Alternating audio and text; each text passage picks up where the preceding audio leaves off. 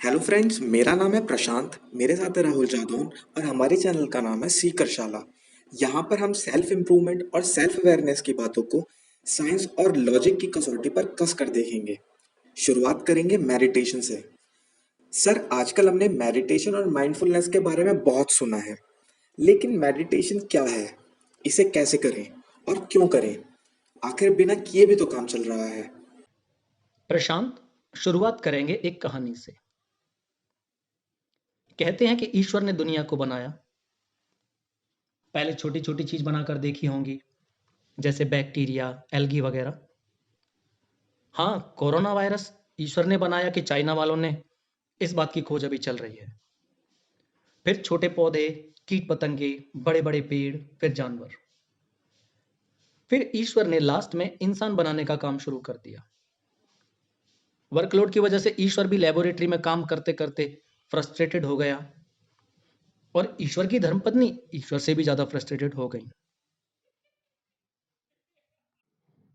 कितने दिन हो गए इस लैब में घुसे रहते हो, बार बार चाय ठंडी कर लेते हो।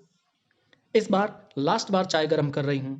और हाँ, अगर अब 10 मिनट में काम खत्म नहीं किया तो खाना नहीं बनेगा आज।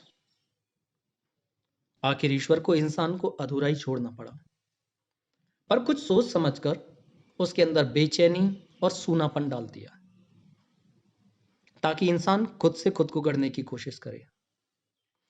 किसी और जानवर के अंदर ऐसी बेचैनी नहीं है। अभी किसी भैंस को ऐसा बोलकर देखो कि तुम्हें दुनिया की सबसे महान भैंस बनना है, सबसे आगे निकलना है, तो भैंस तुम्हारी बातों पर कोई ध्यान नहीं देगी, और हो सकता है कि भैंस तुम्हारी तरफ देखना भी पसंद ना करे। खैर, यह कहानी तो ऐसे ही बना ली, लेकिन इसमें जो मैसेज है उसमें गहराई है।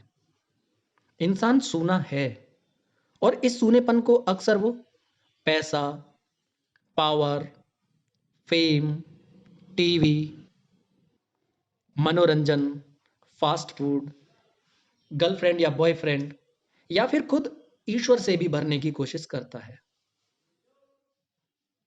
इंसान की इस ट्रेजेडी के बारे में 19वीं सदी के जर्मन दार्शनिक फ्रेडरिक नीत्शे ने अपनी फेमस किताब दस स्पेक जरथुस्त्रा में बड़े शानदार तरीके से लिखा है।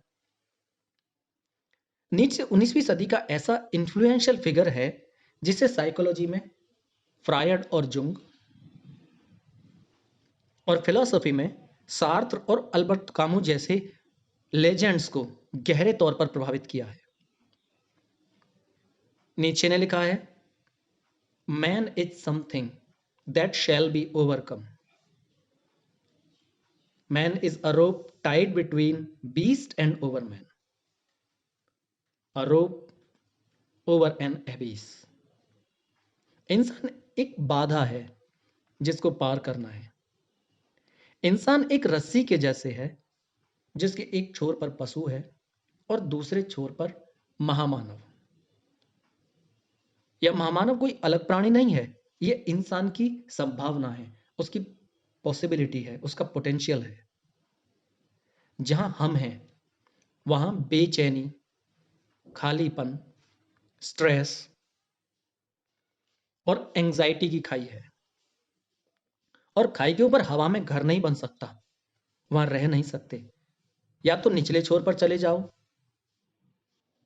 और पशु बन जाओ, अपने सेंसेस को डल कर लो, खुद को डिस्ट्रैक्ट कर दो टीवी में, या शराब में खुद को भुला दो। शराबी खुद को इतना भुला चुका होता है कि दुनिया की रियलिटी से उसका कोई तालमेल नहीं रहता। एक शराबी अपने घर की छत से गिर पड़ा। शोर सुनकर सारे पड़ोसी भागे भागे आए। उन्होंने पूछा, क्या हुआ? शराबी ने कहा, पता नहीं भाई, मैं भी जस्ट अभी अभी पहुंचा हूं। एक दूसरा सिरा और है, जिस तरफ हमारा पोटेंशियल है महामानव बनने का, ट्रांसफॉर्मेशन का। जहां बेचैनी है वहां संभावना भी है।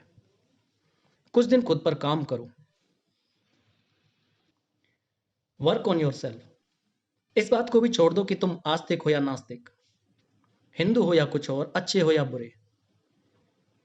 एक्सपेरिमेंट की तरह मेडिटेशन को ट्राई करो और अपना 100% दो और खुद जांच करो।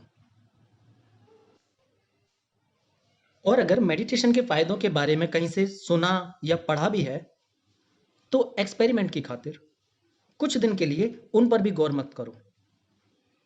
बहुत लोग एक्सपीरियंस कर चुके, तुम भी करके देखो। आगे क्यों करना चाहिए, आखिर क्या फायदा है, इस बारे में भी बात करेंगे। और कैसे करना चाहिए, इस पर भी डिस्कशन चलता रहेगा। लेकिन सबसे पहले एक्सपेरिमेंट करने की इंटेंशन होना ज़रूरी है, तभी कोई बात बनेगी। डियर फ्रेंड्स, स्पिरिचुअलिटी और साइंस दोनों के रास्ते अलग अलग हैं, लेकिन दोनों एक दूसरे के फील्ड में बहुत कुछ कंट्रीब्यूट कर सकते हैं। स्पिरिचुअलिटी का सामना कई बार फिलॉसफी, साइकोलॉजी और साइंस से होता है।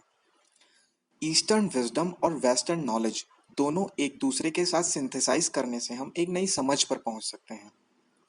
हम आपसे रिक्वेस्ट करते हैं कि आप हमारी एक दो वीडियो को सुनें और अगर आपके इंटरेस्ट से मैच करते हैं तो हमारे डिस्कशन का हिस्सा बने और लाइक माइंडेड लोगों से जुड़ने में हमारी हेल्प करें।